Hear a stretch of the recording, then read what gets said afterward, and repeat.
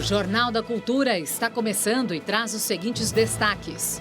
No dia em que total de mortes em decorrência do coronavírus ultrapassa a marca de 9.000 no Brasil, Jair Bolsonaro e comitiva de empresários vão ao STF pressionar a corte para liberar restrições nos estados. Em meio à pandemia da Covid-19, Palácio do Planalto inclui construção civil e setores da indústria em lista de atividades essenciais e libera funcionamento dos setores durante a quarentena. Relatório da OMS aponta que Brasil concentra quase 10% dos óbitos mundiais em apenas 24 horas. Com taxa de isolamento abaixo de 50%, cidade de São Paulo anuncia mega rodízio de veículos a partir de segunda-feira. Europa contabiliza 150 mil mortes pela Covid-19 em meio ao relaxamento da quarentena em alguns países do bloco. Dólar reage ao corte da taxa básica de juros no Brasil e ultrapassa a barreira dos R$ 5,80. Olá, boa noite. E hoje na bancada nós temos o diretor do Instituto Butantan, Dimas Covas, integrante do Comitê de Contingência do Coronavírus em São Paulo e o reitor da Faculdade Zumbi dos Palmares, José Vicente. E lembrando que você pode fazer comentários pelo Twitter na hashtag Jornal da Cultura. Boa noite, senhores. Sejam bem-vindos. Boa noite, Kari. Boa noite, Dimas. Boa noite, nossos telespectadores. O presidente Jair Bolsonaro quebrou mais uma vez o protocolo entre os poderes da República e fez uma visita surpresa ao presidente do Supremo Tribunal Federal. Com o encontro de última hora, Bolsonaro trouxe a principal corte do país para o centro das discussões sobre a retomada da economia e a implantação de um isolamento social mais leve em meio à pandemia do coronavírus. A visita não estava nas agendas dos chefes do Executivo e do Judiciário. Bolsonaro foi a pé até o Supremo Tribunal Federal, que fica do outro lado da Praça dos Três Poderes, acompanhado de ministros e de empresários de diversos setores que, segundo Paulo Guedes, representam 45% do PIB brasileiro. Sem avisar Dias Toffoli, Bolsonaro transmitiu o encontro ao vivo nas redes sociais.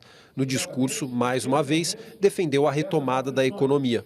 É a questão do desemprego. É a questão da economia não mais funcionar. E as consequências, o efeito colateral do combate ao vírus não pode ser mais danoso, né, do que a própria doença. O que a gente não queria era os funcionários caírem tudo de novo na nossa folha. Aí eu tenho um inimigo lá fora, que é meu adversário comercial, prontinho para suprir o mercado interno. E então haverá a morte de CNPJ. A visita aconteceu após a corte impor algumas derrotas ao Palácio do Planalto. Uma delas é a que decidiu que estados e municípios podem adotar medidas de isolamento para enfrentar o avanço da Covid-19. E pelo que parece, alguns estados foram um pouco longe, eu digo alguns estados, nas medidas restritivas. Visivelmente desconfortável com a visita inesperada, o presidente da corte disse que cabe ao governo federal coordenar com estados e municípios as medidas de prevenção, mas enfatizou que o rumo a ser tomado tem que estar definido pela Constituição. Tem que ter essa saída de uma maneira coordenada. Eu penso que é isso. E aí é fundamental uma coordenação com os estados e municípios. Nós temos uma Constituição que garante competências específicas para os entes da federação. O encontro repercutiu no Congresso. A ida do presidente Jair Bolsonaro hoje ao Supremo Tribunal Federal considera-se uma afronta a todas as regras de isolamento social. Apoiamos a abertura industrial, mas cumprindo os protocolos que garantem a segurança. Bolsonaro sabe da importância de combater esse vírus nesse momento, mas também sabe que se não se preocupar com a economia, vai sepultar toda e qualquer esperança de, num futuro bem próximo, termos recursos para mais socorros e mais ajudas. E o presidente da República dá sinais equivocados, orienta, fala e promove ações irresponsáveis todas as semanas. E hoje cometeu mais um equívoco. Nós entendemos que a prioridade agora não é o fato político e também não é o fato econômico a prioridade neste momento. Não é possível recuperar a economia com um mar de mortos. Na saída do encontro relâmpago, Jair Bolsonaro voltou a defender a retomada das atividades para reduzir os efeitos da pandemia na economia. O presidente, assim como o ministro da Economia e um empresário, usaram a mesma figura de linguagem para falar sobre o momento que o país atravessa. A indústria está na UTI, né? Na UTI precisa sair e para sair precisa que ocorram as flexibilizações de maneira que a roda volte a rodar. Embora preservados os sinais de vida da indústria brasileira e do comércio brasileiro, estamos indo para a UTI, do ponto de vista de organização e engrenagem produtiva, engrenagem econômica. Depois da UTI, tá, é o cemitério, e não queremos isso para o nosso Brasil. Em uma rede social, o presidente da OAB, Felipe Santa Cruz, se manifestou contra a postura de Bolsonaro e escreveu: CNPJ na UTI, já são mais de 8.000 CPFs perdidos sem chance de recuperação. Não validemos esse debate lunático. Depois do encontro no STF, o presidente Jair Bolsonaro incluiu a construção civil e a indústria entre as atividades essenciais. Os setores agora são autorizados a funcionar, mesmo com as medidas de restrição determinadas por estados e municípios.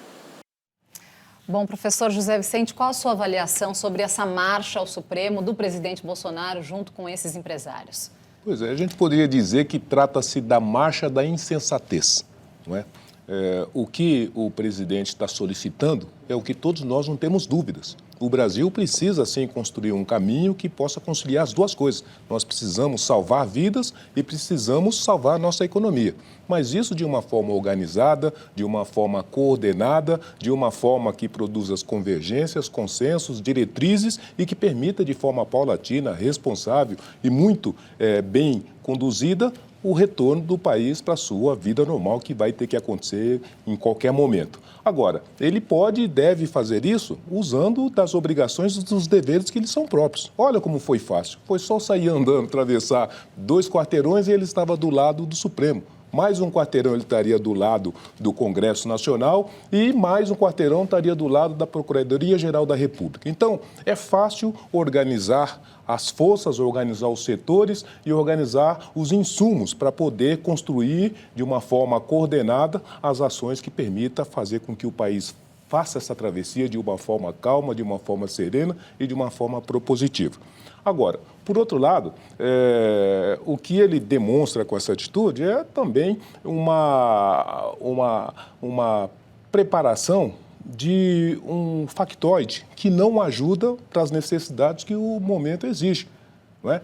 Ou seja, se ele quisesse mesmo construir uma convergência dessa natureza, ele teria meios de fazê-lo com organização, fazendo uma convocação antecipada e criando as condições para que, junto com a solicitação, ele tivesse uma agenda. Qual é a agenda que ele está propondo para o país? Por exemplo, um comitê de crise, como propôs o ministro Dias Toffoli, seria a melhor solução? Poderia ser a melhor solução? Sim, tanto é que o presidente Toffoli deu para ele todas as coordenadas. O Poder Judiciário não tem nenhuma reserva para que nós construamos os caminhos para sair da crise. Aliás, estamos disponíveis na letra da Constituição. De modo que, se ele quisesse e querer e tenha vontade mesmo de produzir essa convergência, de pôr as partes, governadores, prefeitos à mesa e pôr os poderes da República e a sociedade civil para construir o caminho, nós poderemos ter muito mais resultabilidade e podemos, com mais tranquilidade, até mais rápido, sair dessa crise que atormenta a vida de todos os brasileiros. Agora, doutor Dimas, um dos empresários presentes ali no Supremo, junto com o presidente Jair Bolsonaro, propôs a reabertura do país em 15 dias. Do ponto de vista da saúde, isso seria viável? Mas também um empresário deu uma declaração interessante, né? O setor está indo para a CTI. O Brasil está na UTI. O Brasil está na UTI, esse é o fato. E o paciente Brasil está piorando e vai piorar nas próximas semanas, né? Então, esse é o fato fundamental nesse momento, né? Questão de prioridade. Qual que é a prioridade nesse momento? É organizar, o professor José Vicente tem toda a razão, organizar um combate a essa situação que é muito grave. Quer dizer, as curvas estão aumentando, a mortalidade está aumentando, o número de casos está aumentando. O Brasil hoje já é o maior em termos de evolução, né? Então, veja, né? Não se pode brincar com essa situação, né? Daqui 3 a 4 semanas, nós podemos estar vivendo o que outros países viveram, como a Itália, os Estados Unidos, né? E podemos ter aqui a repetição exatamente do que foi visto lá, pessoas morrendo em rua, pessoas morrendo na residência. Então, o Brasil está na UTI, né? Essa é a verdade, essa é a realidade. E ele está piorando, ele não está melhorando, não está estabilizado, Né? Então precisa de uma ação urgente nesse sentido. E agora há pouco, né, é difícil acreditar, o presidente Jair Bolsonaro disse que vai organizar um churrasco para 30 pessoas nesse sábado, que vai contar aí com a presença de ministros e servidores, que vai fazer uma vaquinha, cada um vai dar R$70 para poder participar desse churrasco e que, inclusive, há chance de rolar ali um jogo de futebol. Será que o presidente está falando sério? Será que ele acaba zombando um pouco ali das pessoas que estão...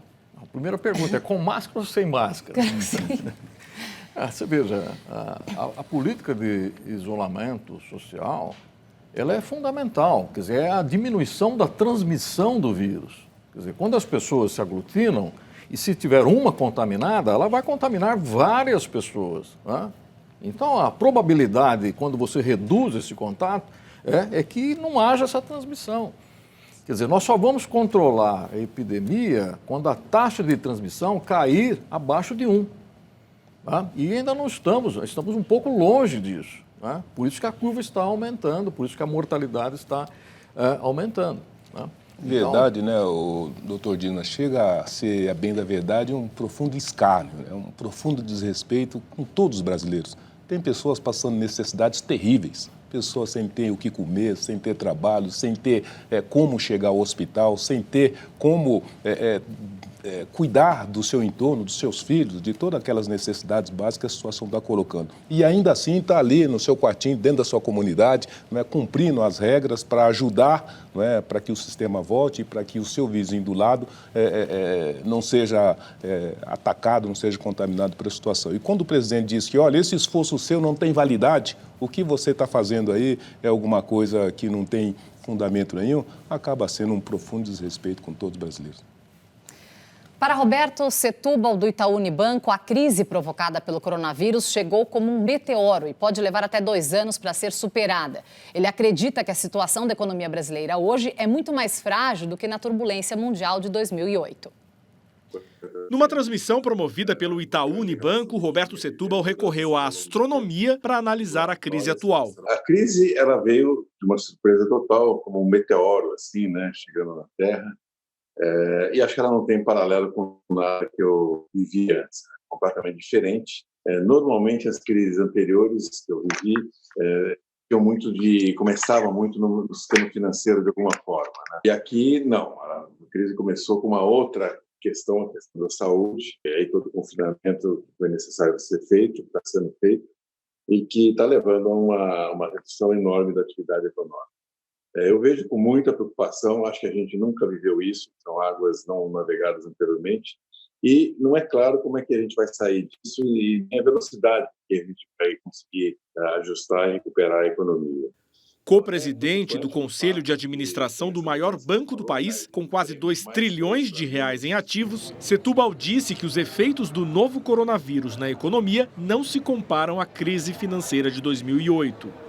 Eu acho que tem uma diferença enorme em relação a 2008, quando o Brasil estava numa situação macroeconômica, em geral, muito melhor, né?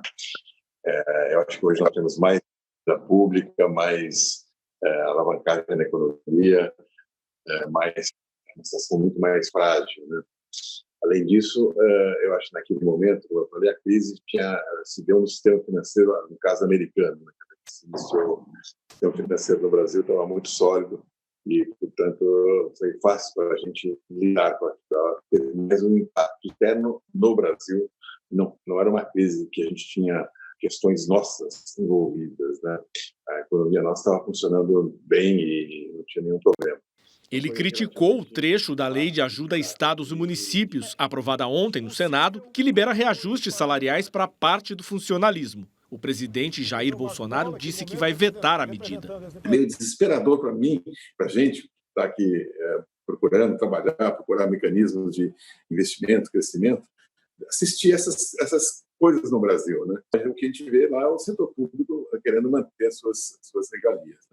Se o presente assusta, o futuro preocupa. Para um dos principais executivos do país, o PIB brasileiro deve cair este ano mais do que os 3,76% previstos pelo mercado, segundo o último boletim do Banco Central. Setúbal avalia que a retomada da atividade econômica pode demorar até 2 anos e admite que empresas irão quebrar. Tem setores que vão ter que se ajustar porque são setores onde a própria demanda vai cair significativamente. Tá? Uma queda de demanda, digamos, 20%, 30%, mesmo pós-quarentena, a gente, enfim, não dá para manter e apoiar todo mundo para manter uma capacidade de 100 quando a demanda ela mudou estruturalmente para 70. Tá? Então, você vai ter que ajustar o setor. Agora, tem outros negócios que eu falei, o setor vai ter que se ajustar e, portanto, muitos que estão lá hoje talvez não sobrevivam e vão ter que desaparecer, né? Segundo o executivo, a crise vai deixar consequências. Ele diz que não é possível salvar todo mundo. Para Setúbal, as pequenas empresas precisam de ajuda. Já as grandes podem se financiar no mercado, mesmo que isso cause prejuízo aos donos. É parte da vida, né? No capitalismo não tem garantia de retorno nem garantia de estabilidade. Professor, você concorda que essa crise não se compara à recessão de 2008? Essa crise não se compara a crise alguma que a antecedeu. Né? Nós estamos dizendo que isso daí, nós não estamos diante de um problema de mercado, de um problema financeiro. Né? Nós estamos diante de um problema de saúde pública. Né? E é uma saúde pública impactada por uma ocorrência que ninguém sabe como veio, como é que se manifesta, como é que se comporta, quando termina e que tipo de remédio é possível combatê-la. Então, nós estamos no escuro. Então, isso quer dizer que as coisas estão totalmente distintas. Agora, por outro lado, não é o Brasil, o mundo inteiro está com a mesma dificuldade, o mesmo problema, e o mundo inteiro vai ter que se reinventar. E, mais do que se reinventar, vai precisar se reinventar com o apoio de toda a sociedade. O governo, sim, mas o ambiente empresarial também. Então, as empresas precisam construir caminhos para ajudar o país a sair da crise. Peguemos o caso, por exemplo, do Banco Itaú. O Banco Itaú doou 1 bilhão para fazer esses encaminhamentos de combate ao coronavírus. Mas se o Itaú pôde disponibilizar 1 milhão, todas as demais empresas também podem pôr mais 1 bilhão no caixa para ajudar o país a fazer essa travessia e atender aquelas demandas, principalmente daqueles mais vulneráveis. Então, vai ser necessário uma reformulação, uma reconstrução, uma reforma geral de todos os países, né, do sistema de cadeias produtivas no mundo inteiro, e do ponto de vista político, nós vamos ter que reconstruir o nosso país. Por conta disso que nós estamos diante de uma guerra. E para lutar uma guerra, nós precisamos de todos os insumos e precisamos de grandes lideranças, que é para fazer a grande travessia que já está sendo exigida e que vai ser inexorável para os dias que virão. Agora, das decisões tomadas até agora do ponto de vista econômico, qual você considera positiva, que foi positiva para o Brasil? Tem alguma coisa que você viu como positiva? Eu acho que essa preocupação de auxiliar estados e municípios a manter minimamente os serviços de emergência funcionando é uma medida indispensável. Não fosse isso, a situação estaria pior ainda. Isso é uma coisa.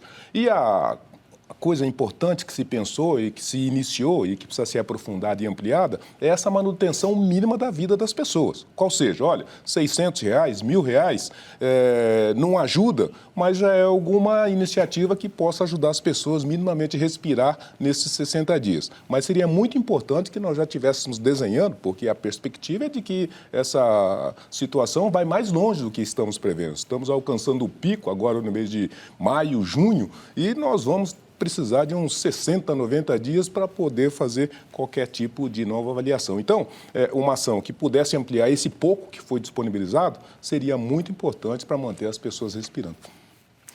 Após o corte da taxa básica de juros, o dólar comercial disparou, subiu mais de 2% e fechou o dia com um novo recorde. Já a Bolsa de Valores caiu por causa da pandemia e pressionada pelas ações de bancos. O Brasil tem mais de 135 mil casos de Covid-19. São 9 mil mortes, 610 a mais em 24 horas. O Brasil está em terceiro lugar no ranking de mortes em 24 horas pela Covid-19 no mundo. Representa mais de 9% do total. Estados Unidos lidera a lista. Em segundo está o Reino Unido. O Ministério da Saúde informou que o Brasil só recebeu 487 respiradores, 22% dos 2.240 comprados em abril. A compra no valor de R$1 bilhão foi fechada na gestão do ex-ministro Luiz Henrique Mandetta.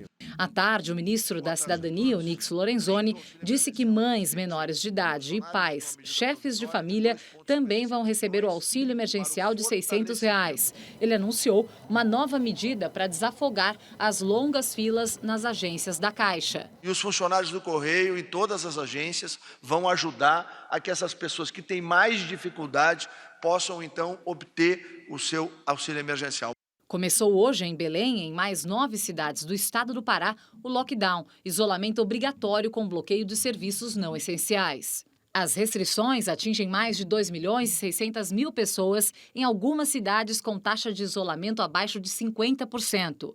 Blitzes educativas orientam a população e, a partir de domingo, quem descumprir a regra será multado. Em São Luís, capital do Maranhão, que está no 3º dia de lockdown, barreiras estão contendo a circulação. A adesão de veículos é de 60%. Fiscais advertem passageiros nos ônibus e comerciantes nas ruas que insistem em desrespeitar a decisão judicial que vale por 10 dias. No Rio de Janeiro, começou hoje um bloqueio no calçadão de Campo Grande, na Zona Oeste. O bairro está no topo em aglomerações e no número de mortes na capital. São mais de 40. Guardas orientam pedestres e impedem a abertura de lojas. Um relatório da Fiocruz alerta sobre a necessidade de estender o lockdown em outras regiões do Rio e de medidas mais rígidas sobre o distanciamento social. E adverte para a insuficiência de leitos, ressaltando que essas medidas podem evitar um número expressivo de mortes. No Amazonas, a Procuradora-Geral da Justiça recorreu da decisão judicial que impediu o lockdown no estado por 10 dias. O estado do Amazonas vem batendo recordes no número de casos e de mortes de Covid-19 no Brasil. O vírus já atingiu mais de 50 municípios, alguns com população indígena. O estado sofre com o déficit de leitos e respiradores para atender aos pacientes. Bom, doutor Dima, 6 estados já têm colapso, na rede privada de UTIs, que é Amazonas, Pará, Ceará, Pernambuco, Rio de Janeiro e Maranhão. Qual o risco disso se estender para outros estados do país? Eu acho que é um risco muito real, é uma possibilidade muito concreta. E tem algumas informações que chamam atenção. Somente 22% dos respiradores comprados pelo Ministério chegaram. Quer dizer, nós estamos precisando desses respiradores agora. Quer dizer, esses estados estão precisando dos seus leitos agora. Quer dizer, em junho, julho, eles não serão mais necessários. As pessoas irão morrer pelo coronavírus, irão morrer porque tiveram um AVC, tiveram um infarto, tiveram um diabetes descompensado e não conseguiram atendimento hospitalar. Então, a notícia é muito colocada em cima do Covid. Sim. Mas em Belém, em Manaus, não são apenas os pacientes com Covid que estão sendo prejudicados. Toda a população está sendo prejudicada porque não tem hospital. Então, vai atingir, e essa é talvez uma previsão não muito otimista, ele vai atingir todo o Brasil. Vai demorar pouco mais, um pouco menos, mas vai acontecer. Atingir. A epidemia, ela vai atingir a todos. Não tem como parar essa epidemia. Agora, por exemplo, o Maranhão já adotou o lockdown. O senhor é a favor do lockdown? Você acha que ele tem um efeito positivo? Numa situação dessa, em que não há leitos hospitalares, não tem outra alternativa. Não tem outra. Quer dizer, e mais importante, se você decreta o lockdown hoje, ele não começa a funcionar amanhã. Ele vai demorar 15 a 20 dias para produzir efeitos. Porque o que está acontecendo hoje é o resultado de 15, 20 dias atrás. Então, se você para hoje para diminuir a taxa de infecção, a curva, a procura aos hospitais, o número de casos graves vai continuar crescendo. Daí 2 a 3 semanas é que ele vai começar a ter uma inflexão. Isso é importante, quer dizer, então nós temos que olhar sempre algum tempo à frente, porque no momento é uma fotografia do passado. Ele nos orienta, mas ela sempre mostra que vai piorar. E como que você avalia a subnotificação dos casos nesse momento, doutor Dimas? A subnotificação ela vai acontecer, né? Acontece em todo lugar, né? Em todos os países aconteceram. Nós estimamos a subnotificação. Né? Então, quando nós fazemos uma projeção, desenhamos um cenário, né? Lá é colocado um grau de incerteza exatamente em função disso. Quer dizer, por exemplo, o número notificado de casos é apenas 10% dos casos de infectados na população. Né? Se o Estado de São Paulo tem 40 mil, na realidade tem 400 mil infectados. Né? Então, isso é tudo considerado. E qual que é o seu grau de preocupação nesse momento com todo o país como um todo, de 0 a 10, assim, para a gente ter uma noção da real gravidade? Olha, nesse momento nós estamos perdendo o jogo. Tá? Nós estamos perdendo o jogo. A questão é se perderemos por goleada ou não. Mas nós estamos perdendo o jogo. E isso depende da postura e do isolamento social. Que, nesse momento, já, vamos dizer... Além dos respiradores, como você citou, que é uma deficiência. Nós já perdemos um tempo, né? Porque essa questão de flexibiliza, não flexibiliza, vamos para a rua, vamos fazer passeata, vamos fazer isso. Quer dizer, tudo isso já teve o seu reflexo. Né? A curva começou a se acelerar. Né? Ela estava, num determinado momento, numa velocidade, agora ela já está numa velocidade maior. Tudo é feito do que aconteceu nas últimas semanas. E você vai ver a seguir. Crescem casos confirmados e mortes em decorrência do coronavírus em asilos no estado de São Paulo. E ainda, capital paulista anuncia rodízio de veículos com mais restrições para conter avanço do vírus na cidade. Aguarde que nós voltamos já já.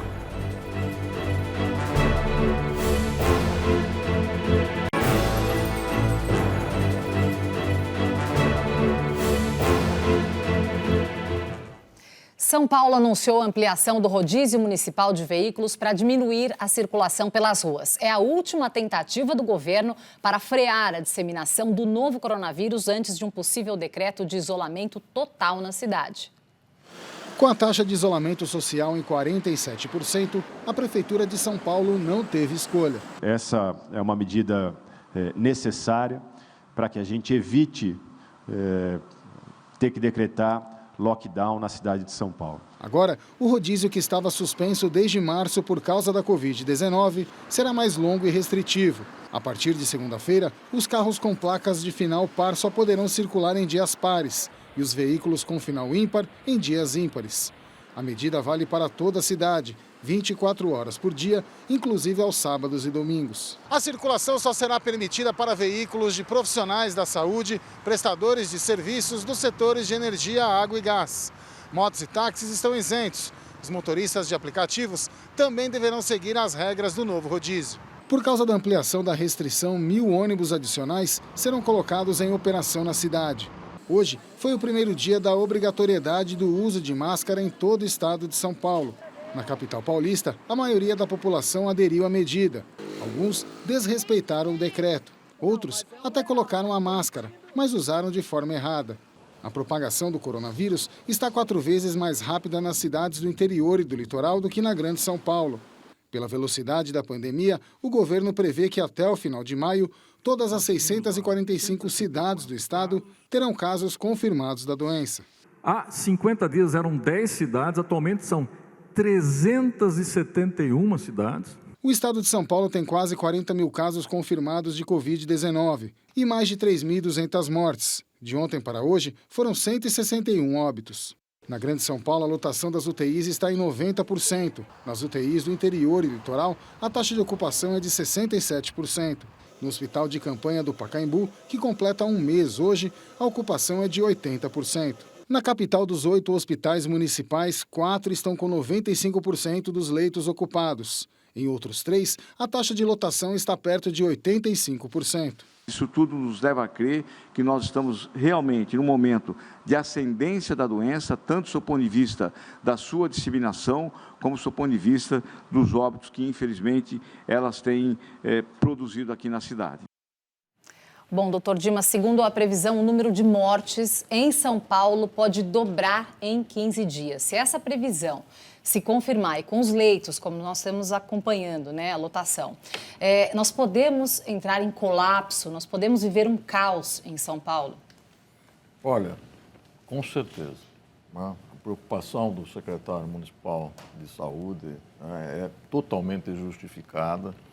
Quer dizer, nós estamos já com 90% de ocupação dos leitos.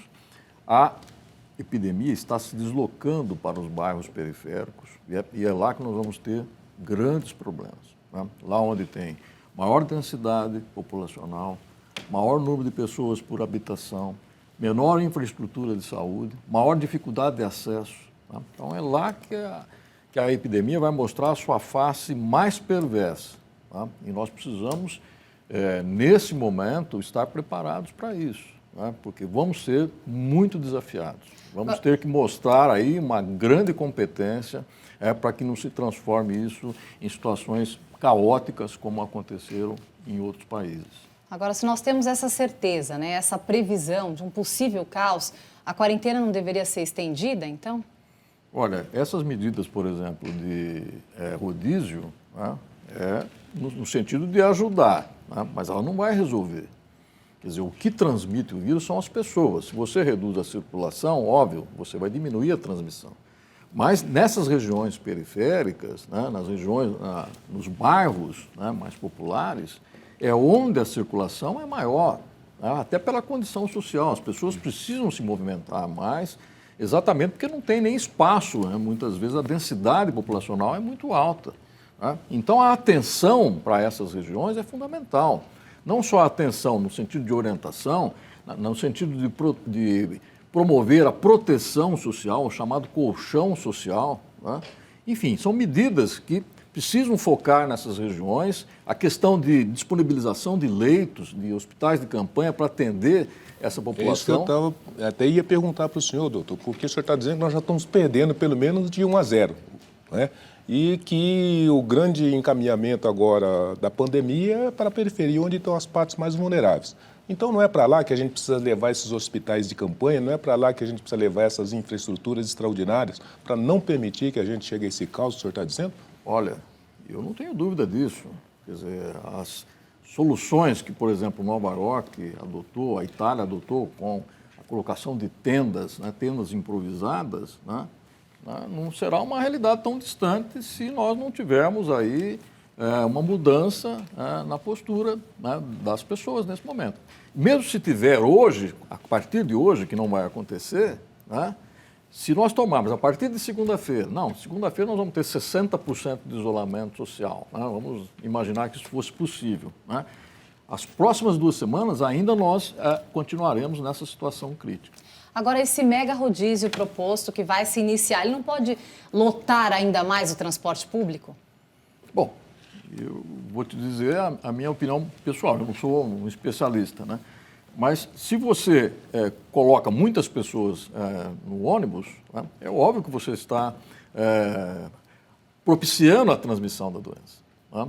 Quer dizer, se no carro vai uma pessoa, 2 pessoas, é uma situação. Se num ônibus vão 20, 30 pessoas, é uma outra situação. Quer dizer, a exposição é muito maior. E aí tem a questão da máscara.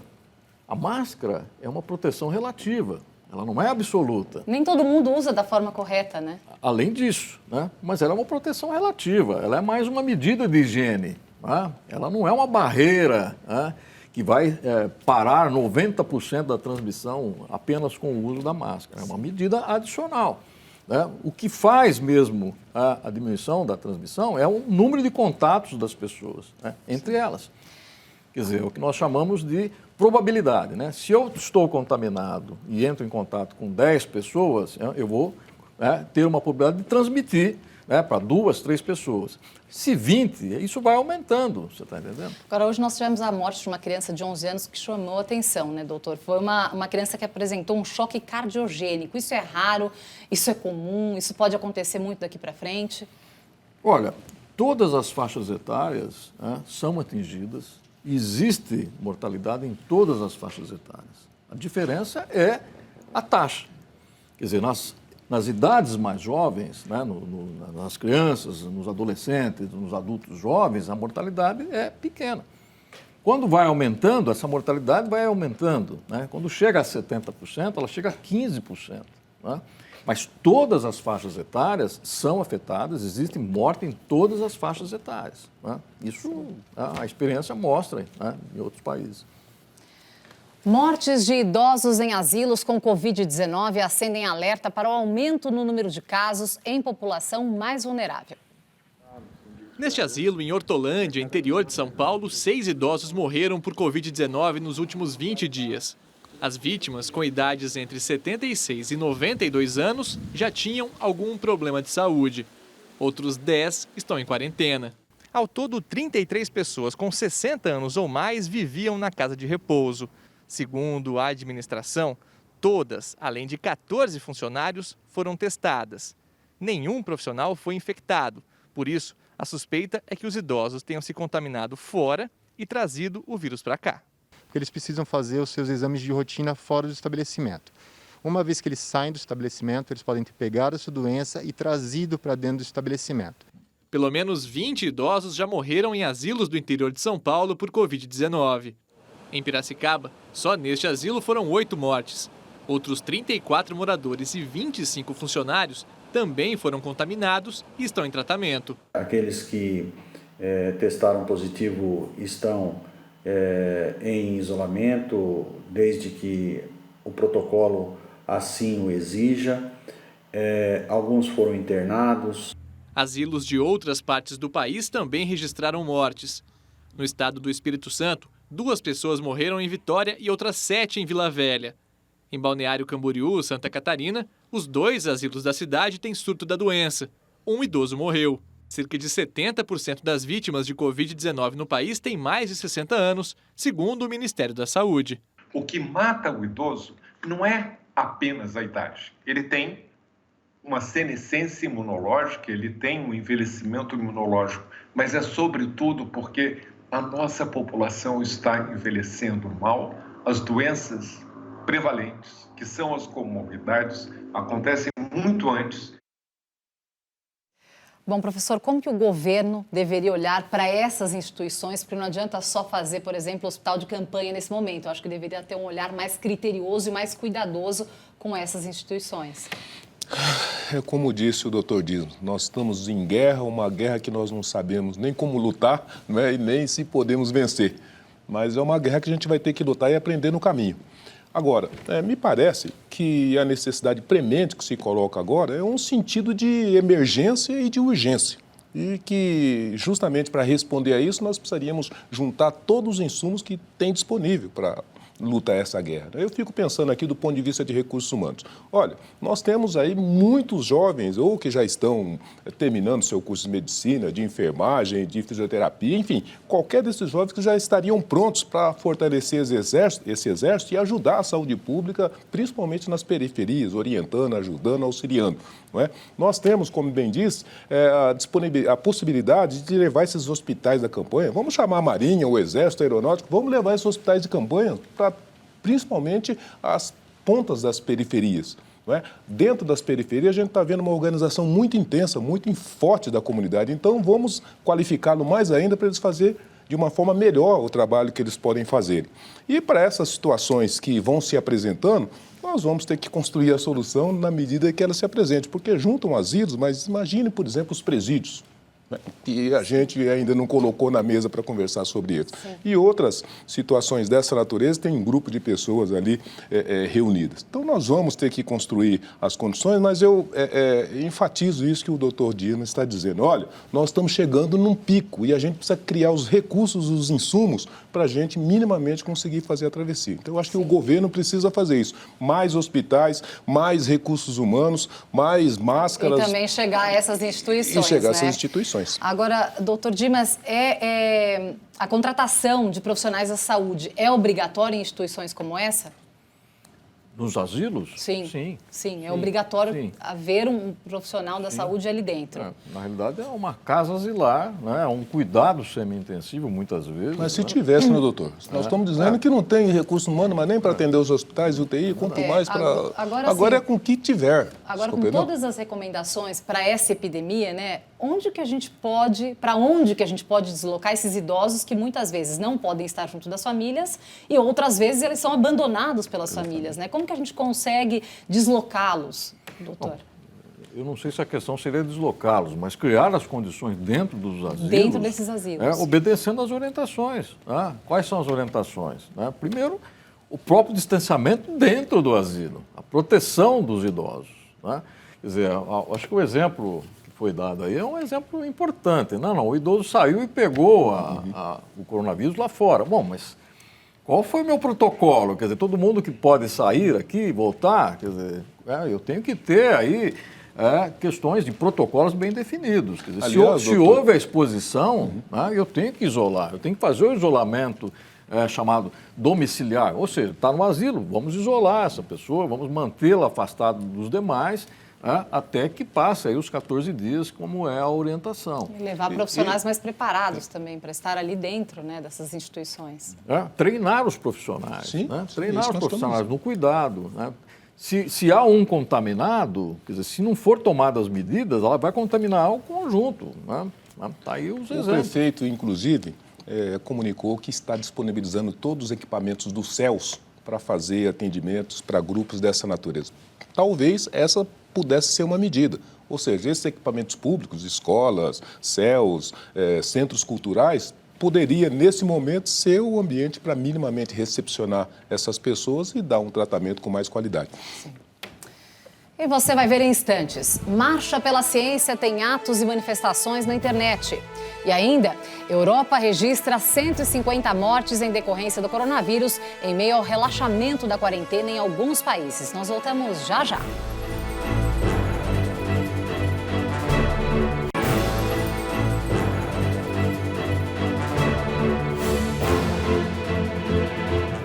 A Sociedade Brasileira para o Progresso da Ciência, universidades, instituições de pesquisa e entidades científicas realizaram hoje a tradicional Marcha pela Ciência. Como as aglomerações estão proibidas por causa da pandemia de Covid-19, a manifestação foi virtual. Fechados em casa, mas abertos a protestar, cientistas e pesquisadores brasileiros se reuniram em uma manifestação virtual. Durante todo o dia, a Marcha pela Ciência pôde ser acompanhada pelas redes sociais. O objetivo da marcha é debater com cientistas, médicos e especialistas e apresentar à população brasileira a situação da pandemia do coronavírus no país. Discutir também a ciência e a tecnologia no Brasil e como elas podem ajudar na superação da grave crise sanitária e econômica que vivenciamos. A marcha acontece todos os anos nas ruas com o objetivo de reforçar a luta pelo desenvolvimento da ciência e da tecnologia no Brasil e no mundo. Mas para evitar aglomerações em 2020, ela reúne pessoas na internet, levando ao pé da letra o tema Fique em Casa com Ciência. Em painéis nacionais, cientistas debateram formas de destacar a importância da ciência no enfrentamento da pandemia do novo coronavírus. Em tempos de isolamento social, os buzinaços foram substituídos por tuitaços. E nem era preciso ser cientista para participar. Em frente ao Congresso Nacional, em Brasília, manifestantes enviaram avatares, bonequinhos digitais, representando a participação do público. Era possível até levar faixas de protesto. Sem ciência, não teremos um Estado civilizatório no país. O país vai continuar sendo importador de equipamentos, importador de insumos, vai ficar na dependência de ter outros fornecendo. Professor, você acha que essas manifestações virtuais podem se tornar um hábito depois que a pandemia passar? Com certeza, nós vamos ter que aprender esse novo normal, como estão dizendo, né? Que é criar as formas de poder continuar vivendo, de continuar manifestando o nosso pensamento, a nossa opinião e de continuar a vida. A vida, o show terá sempre que continuar. Então, nós vamos ter que fazer esse trabalho. Agora, o movimento está certo. Sem conhecimento, sem educação, sem ciência, sem tecnologia, né? Nós não vamos para lugar nenhum. E o nosso país está devendo, né, para a ciência, para a tecnologia, para a educação. E tomara que, pelo menos, essa ocorrência nos ajude a, de novo, colocar esses fundamentos como prioridade na nossa vida nacional. Agora, doutor Dimas, você acha que a ciência pode sair fortalecida dessa pandemia? Olha, a ciência é a nossa única esperança nesse momento. Né? O desenvolvimento de um remédio, de uma vacina, quer dizer, do respirador. Do respirador, quer dizer, é a saída. Quer dizer, nós não temos outra saída nesse momento, a não ser desenvolvimentos que venham agregar. Quer dizer, se nós tivéssemos uma vacina, nós não estaríamos nessa situação. Né? Se nós tivéssemos um remédio que fosse efetivo, nós não estaríamos nessa situação. E veja, é uma situação nova? Sim, mas era uma situação que já foi apontada lá atrás. Nós tivemos outros coronavírus, tivemos o SARS, tivemos o MERS, só que como não teve essa expansão global, o investimento demorou. Não se deu a atenção devida. Né? Nesse momento, talvez a gente aprenda muito com essa epidemia. Custo altíssimo, né? Um custo muito alto. A situação da pandemia no Brasil preocupa 2 países vizinhos, Argentina e Paraguai. Em entrevista ao jornal ABC, o presidente do Congresso paraguaio, Blas Llano, declarou que o Brasil é uma ameaça. O senador disse que é um país de milhões de habitantes e um dos mais relutantes em adotar as medidas de emergência, e que isso se nota no número de infectados e de mortos. O presidente argentino, Alberto Fernandes, também considera o Brasil uma ameaça. Ele falou para uma rádio local que discute a situação brasileira com os presidentes do Chile e do Uruguai. Pelo mundo, são 3.800.000 casos confirmados, 267.000 mortes e 1.200.000 pacientes recuperados. O continente mais atingido é a Europa, que chegou a 150.000 mortes, a maior parte delas concentrada na Itália, Espanha e no Reino Unido. Apesar dos números, os países discutem o relaxamento das medidas de contenção. Os britânicos programam um afrouxamento cauteloso para evitar uma segunda onda da pandemia. A Suécia, que não impôs quarentena, bateu a marca de 3.000 mortes, muito acima dos outros países escandinavos. O governo adotou uma estratégia mais suave de combate ao coronavírus, mantendo a maioria das escolas, lojas e restaurantes abertos e focando em medidas como distanciamento social e higiene. A Rússia, em confinamento desde março, bateu o recorde com 11.000 novas infecções em um dia e passou a França e a Alemanha em casos confirmados. Nos Estados Unidos, o presidente Donald Trump anunciou que testou negativo para a Covid-19. Ele e o vice-presidente Mike Pence fizeram os testes depois que um assistente da Casa Branca foi infectado. Trump prometeu fazer testes diariamente a partir de hoje. Enquanto isso, o presidente do Brasil reluta em mostrar o resultado do exame. Mas vamos falar dos Estados Unidos, já são 70.000 mortes nos Estados Unidos, professor. E o Donald Trump tem razão quando ele diz que a China não foi transparente no início da pandemia? Olha, as mortes dos Estados Unidos são alguma coisa terrivelmente acachapantes, né? A gente pensar em 75.000 pessoas que morreram até agora, né? Porque tem mais 1 milhão de infectados e, pela proporção, esses números vão aumentar de uma forma exponencial. Então, dá para imaginar o que deve acontecer no entorno e aqui no nosso país. Agora, eu penso que o momento, assim como o presidente do Paraguai e o presidente da Argentina está dizendo que a ameaça é A, é B, é C, não existe ameaça, existe um vírus a ser combatido, né? E por circunstâncias outras ainda não chegou lá no Paraguai, talvez com tanta intensidade, não chegou na Argentina com tanta intensidade. E se foi a China, se foi a Rússia, se foi o Japão, acho que pouco importa para o mundo agora apontar o dedo ou tentar identificar de onde que partiu esse vírus. Ninguém sabe, a gente nem sabe nem quem é o vírus, nem como combatê-lo, quanto mais indicar de onde ele possa ter surgido. Então, eu acho que o presidente faz um jogo de cena e político para tentar achar um culpado, em cima disso ter um discurso interno, não é? Mas eu acho que essa atitude dele não ajuda nem as boas relações que os países precisam ter para produzir a solução para esse problema e não ajuda também a gente ter o foco naquilo que é o correto e é o principal, o vírus. Nós precisamos juntar forças, né, sermos solidários, sermos colaborativos, inclusive os países, para que a gente possa superar essas dificuldades que estão colocadas. Eu sei que o foco é buscar a solução, mas eu queria ainda bater nessa tecla da omissão que os Estados Unidos falam, né, que a China foi omissa e que se não tivesse sido tão omissa lá no início, que a pandemia poderia ter tido um outro grau de gravidade no mundo inteiro. Você acredita nisso, doutor Dimas? Olha, a China ela foi eficiente na restrição da epidemia. Quer dizer, foi um país que adotou isolamento de cidades com 8 milhões de habitantes. Quer dizer, né? Então, houve lá, e a população chinesa ela é obediente, né? O sistema chinês impõe a obediência, né? O que se discute muito são os números, né? Se esses números que a China apresentou são realidade, né? Foram apenas esses números ou existem aí um número subnotificado ao mundo, né? Porque a China é um país o mais populoso do mundo, quer dizer, assusta muito falar que ela teve apenas o número de casos que foi apresentado. Sim. Agora veja, a grande questão que fica é se o Brasil será os Estados Unidos de amanhã? Sim, nós corremos esse risco? 74 mil mortes. Você acha que nós corremos esse risco? Eu acho que sim. Eu acho que nós podemos entrar nessa competição com os Estados Unidos para assumir posição de liderança em termos de mortes.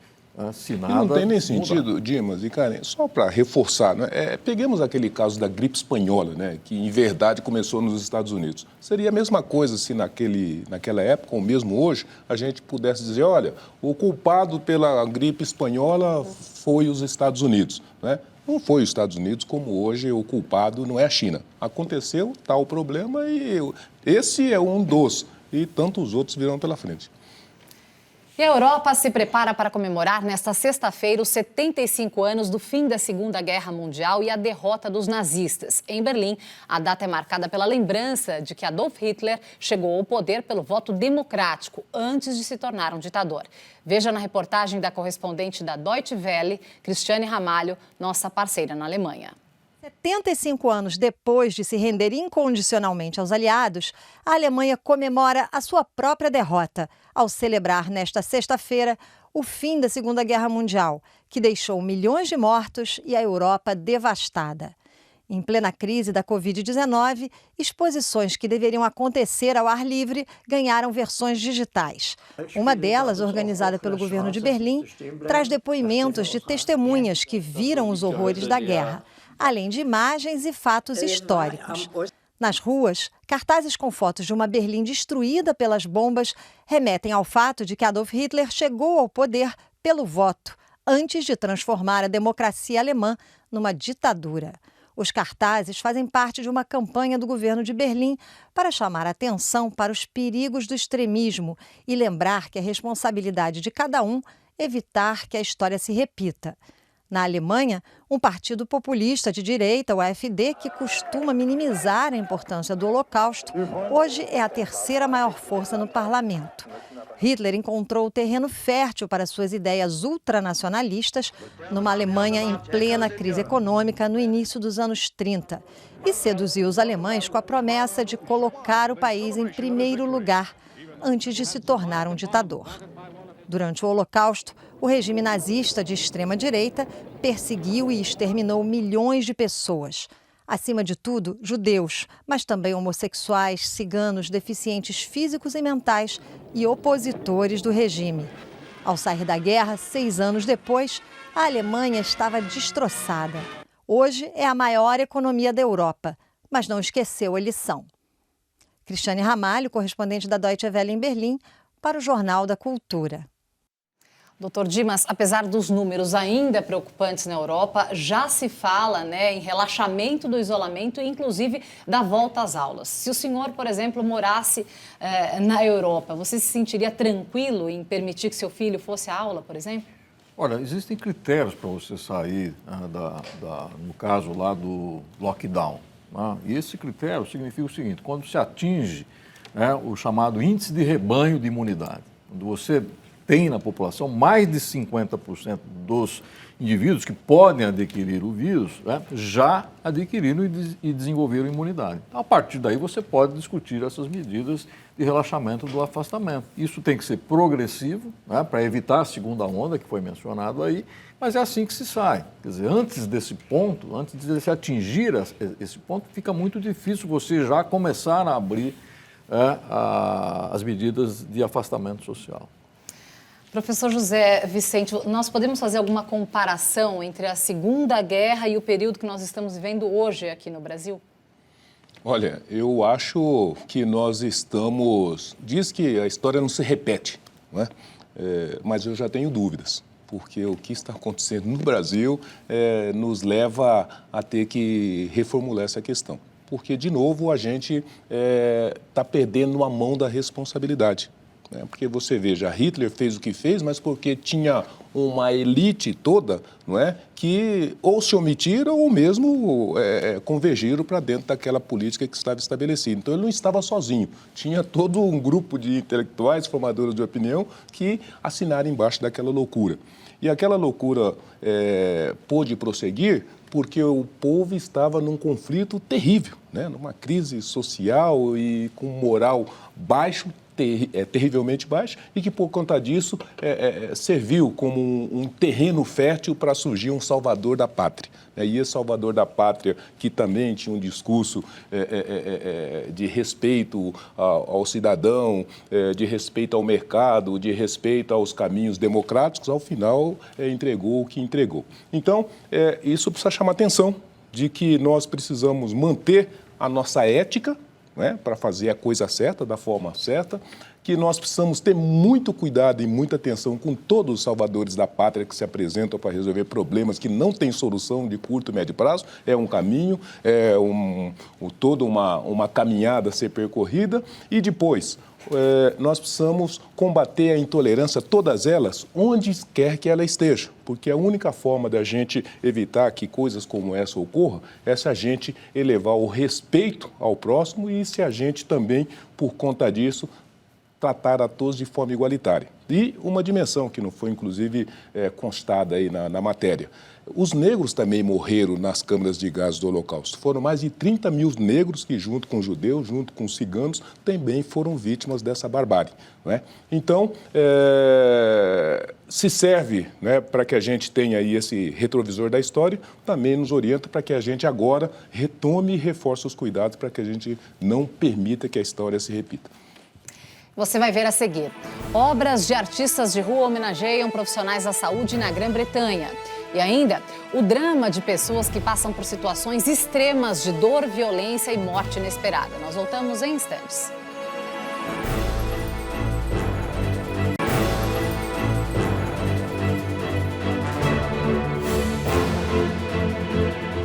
A FUNAI, Fundação Nacional do Índio, está devolvendo para o fotógrafo brasileiro Sebastião Salgado 15 fotografias feitas por ele.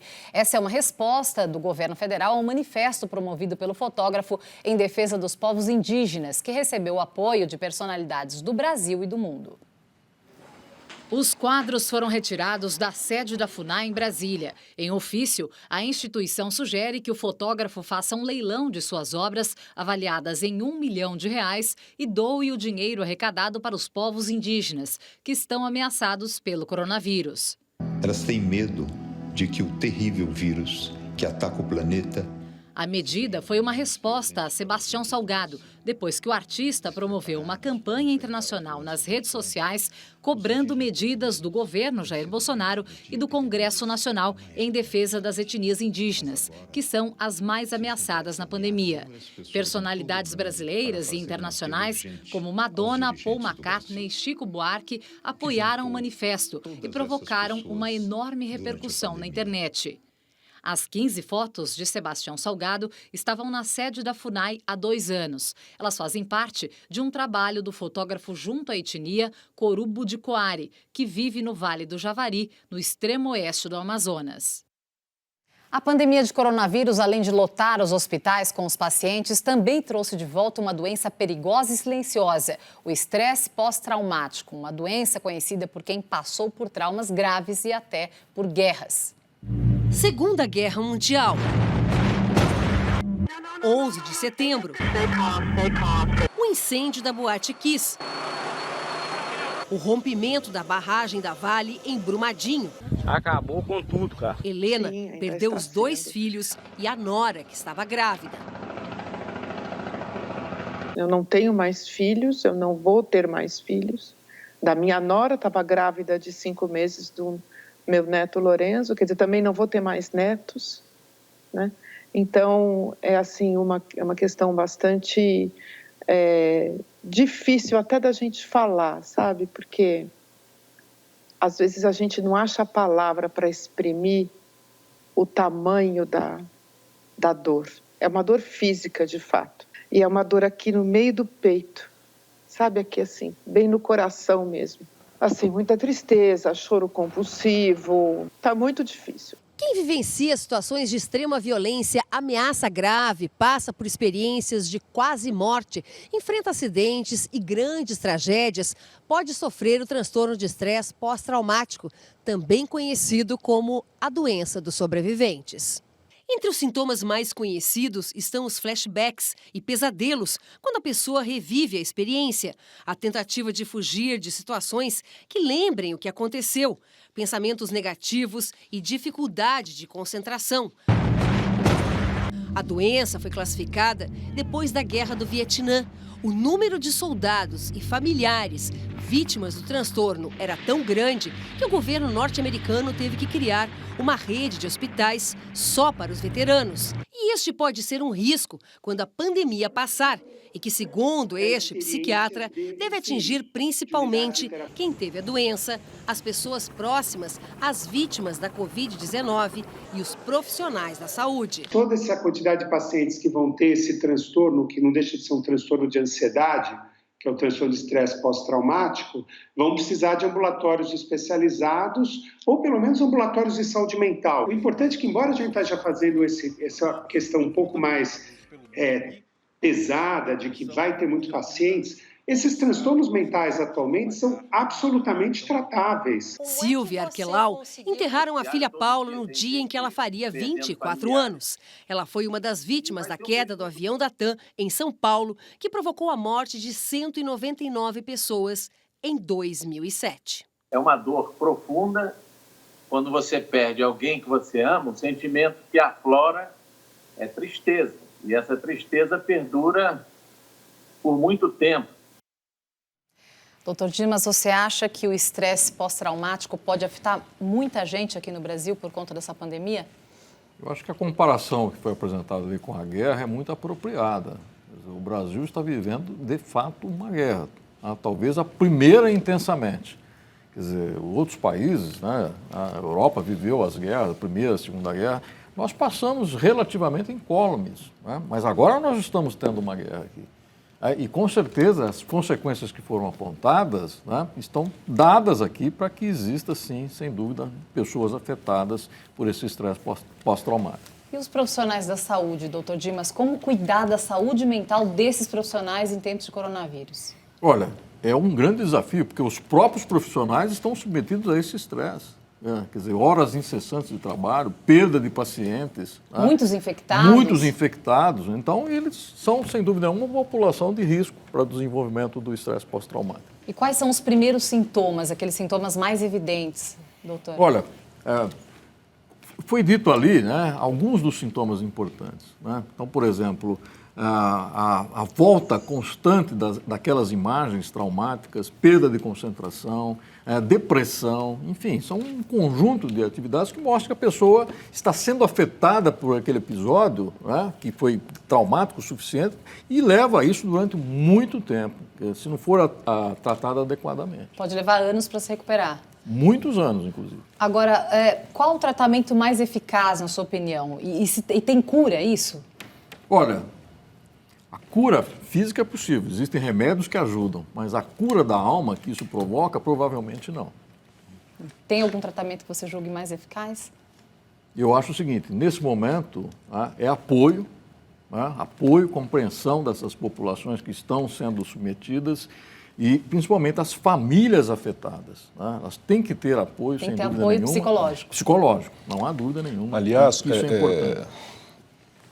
Tem um dado muito novo e diferente no coronavírus, e dentro dessa perspectiva desses grandes conflitos, que é justamente o fato de que as pessoas não estão podendo nem enterrar os seus parentes. Então, essa quebra, né, dessa normalidade, dessa naturalidade, que é pelo menos você poder despedir e enterrar os seus, é um fato novo que está sendo colocado para todos que estão no coronavírus, mas para os brasileiros e que a gente nunca passou por isso. E eu não sei como é que a gente vai trabalhar isso depois que tudo isso daí passar. Bom, e nós agradecemos a presença do diretor do Instituto Butantan, Dimas Covas, e do reitor da Faculdade Zumbi dos Palmares, José Vicente. Muito obrigada, senhores, pela presença de vocês. Até a próxima. E não se esqueça de acessar o nosso canal no YouTube. O endereço é youtube.com/jornalismo TV Cultura. Lá você pode rever essa edição do Jornal da Cultura e assistir outras reportagens também. Fique agora com o programa Matéria de Capa. E nós terminamos essa edição com imagens de homenagens feitas por artistas aos profissionais de saúde da Grã-Bretanha, que estão na linha de frente no combate ao coronavírus. A nova obra de Bansky traz uma enfermeira como uma boneca super-heroína. Já Lionel Stanhope reproduziu em um enorme grafite a obra Ceia de Amaús, de Caravaggio, com Jesus usando luvas cirúrgicas. Em outro grafite, o artista reproduziu a imagem icônica do super-homem rasgando a camisa para mostrar as iniciais dos trabalhadores do Serviço Nacional de Saúde do país.